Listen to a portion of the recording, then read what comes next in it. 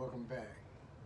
Topic: Our domestic dependence fighting with our domestic independence. Our domestic dependence fighting with our domestic independence. This thing is something that started a long time ago. It started with all of us.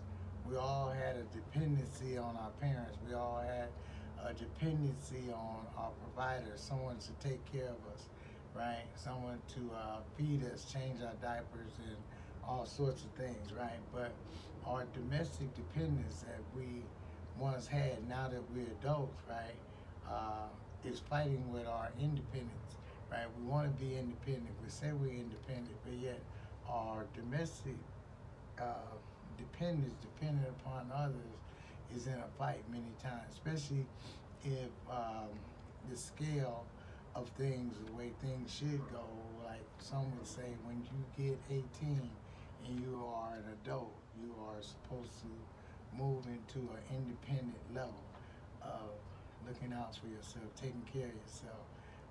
Just like the story of the bird in the nest, right? There's only so much time that the bird should be able to stay in the nest. They're supposed to be thrown out of the nest at a certain period of time, and hopefully they have been watching their parents who have been providing for them, watching to see how this thing goes, how they can go out and hunt for food and for independency, right? So the domestic uh, dependent fighting with the domestic independent, right? It's a fight. I don't want to go. We don't want to go. We want to stay, right? We want to stay many times on breast milk, right? Getting breast milk, feeding on mama's titty even, right? And we don't want to go. We want to depend on the refrigerator is full. We want to depend on, we don't have to worry about the lights being out because mom and daddy gonna pay for it, right? The domestic dependent uh, having such a fight, boom, boom, knock them out, having such a fight with the independence, right? We say, ooh, I'm grown. We say, ooh, I know I'm grown because I had a baby. I know I'm grown because I've been to prison. I know I'm grown.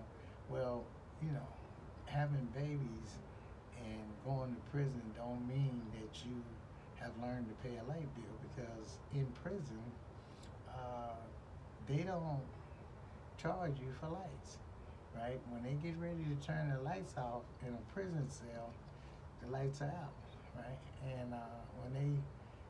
And when it comes to fathering a child, you know, you most people father children when the lights are out.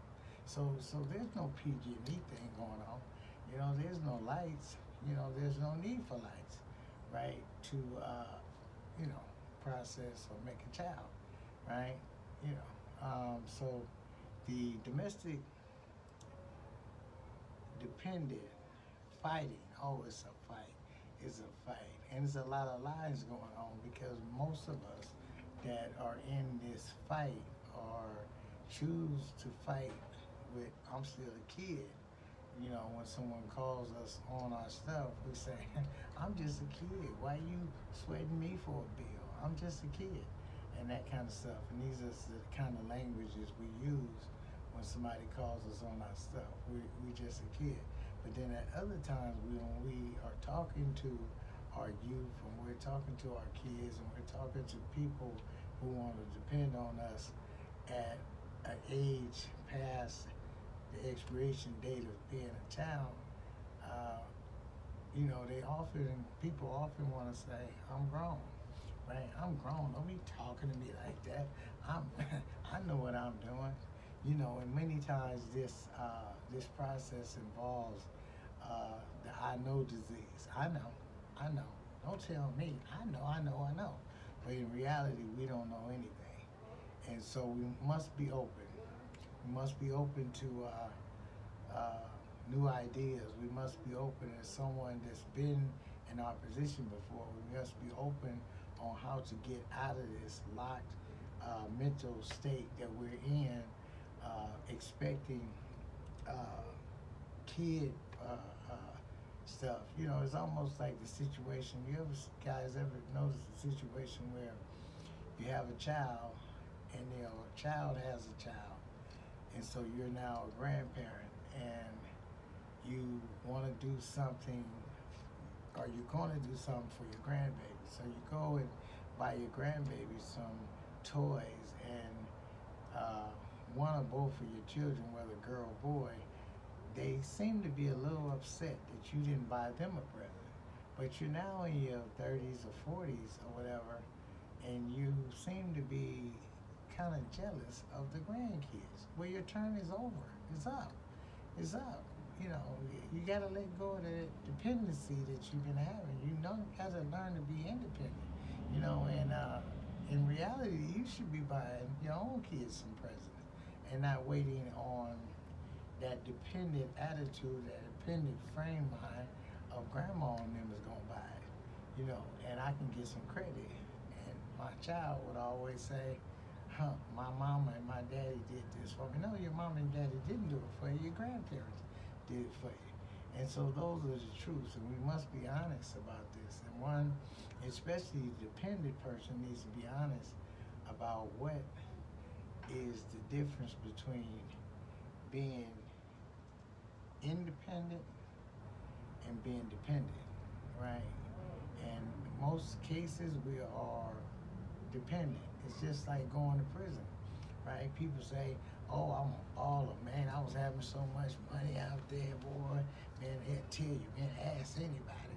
I was having all that money.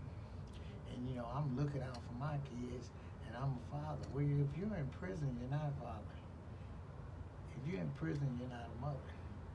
If you in prison, somebody else is being a father and a mother to your children.